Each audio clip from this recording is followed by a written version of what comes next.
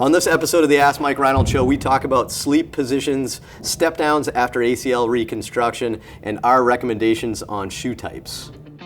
The Ask Mike Reinold Show. Helping people feel better, move better, and perform better.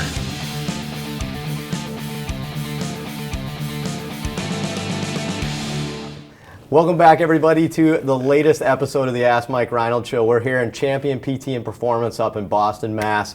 I'm here with Lenny Macrina, Dave Tilley, Dan Pope. We get all the PTs in the crowd today. And we have a new student to introduce today, Mike Scuduto from Northeastern University, the school I went to. I'm sure many people watching the podcast as well. So go Huskies.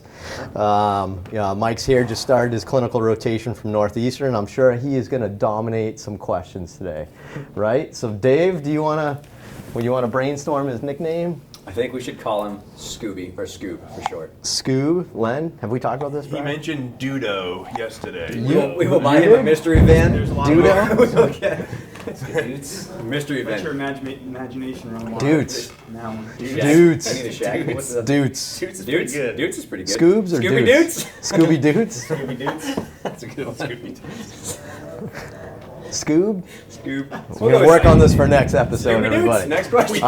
Tweet us options. Let's get right into it. Scooby-Doo, what do we... Yeah, that didn't work. Dudes. I don't like dudes.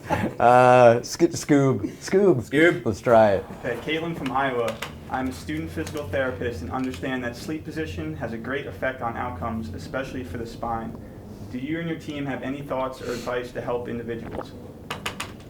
Sleep positions. What do you got? Anyone have any research off the top of their head? I don't I know know research specifically, but I don't. Not that I've seen. There's intuitively from there's one. stuff. There's a study that shows that it compromises rotator cuff. So sleeping on your side can decrease the subacromial space for shoulder and like compresses rotator cuff. I think the stuff that I learned was from the McKenzie courses on directional preference. So if someone's, if I have an extension-based athlete who has extension-based pain, sleeping on your stomach may not be ideal.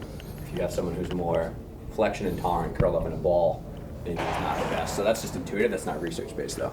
But I definitely tell the gymnasts that I work with if they have an acute back pain episode to try to be on their side or on their back for the first couple nights. Yeah, so sleep position probably varies for your injury too.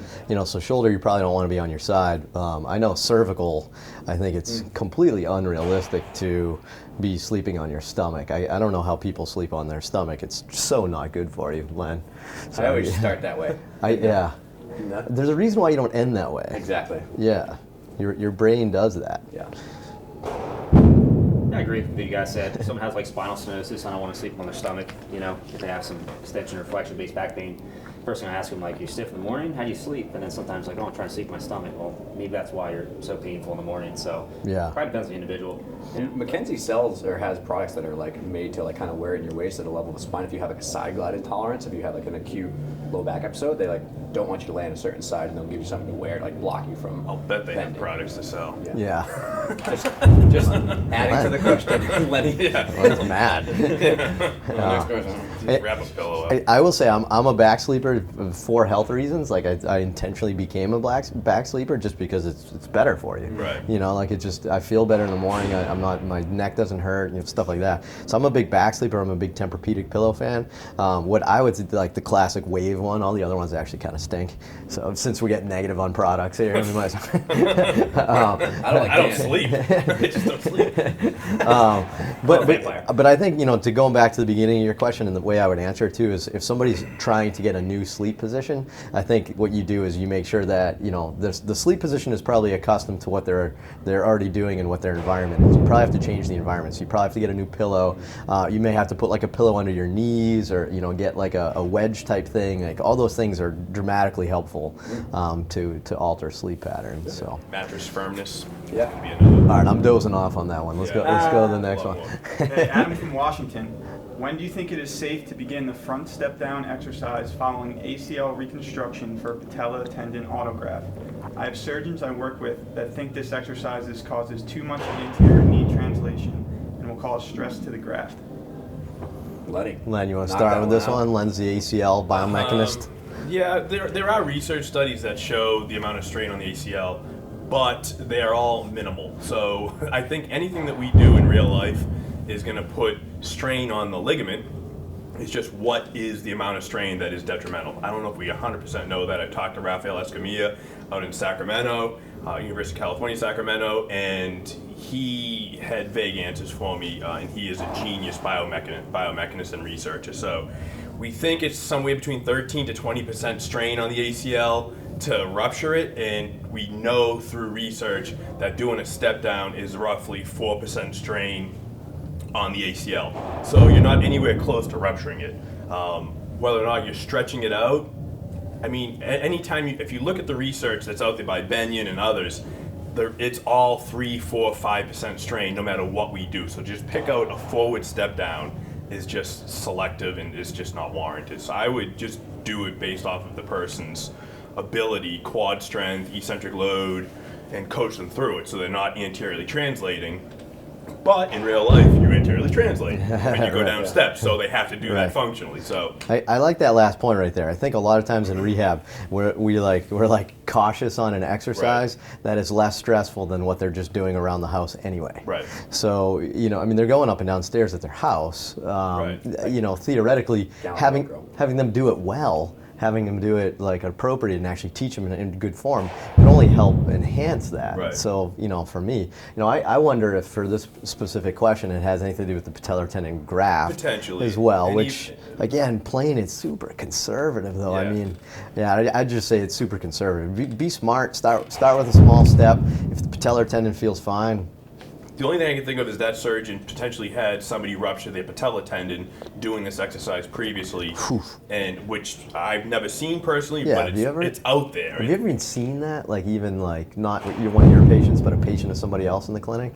Have you seen that? Not in the clinic, but I've heard people have had it done and then came to us for revisions because they ruptured their patella tendon. Yeah, Can you step down? I've never seen that or had anyone seen it. To me, it's almost surgical error. I hate to say it, like they took too big of a chunk or something. I mean, Correct. There's something that was going on that, but it's typically safe.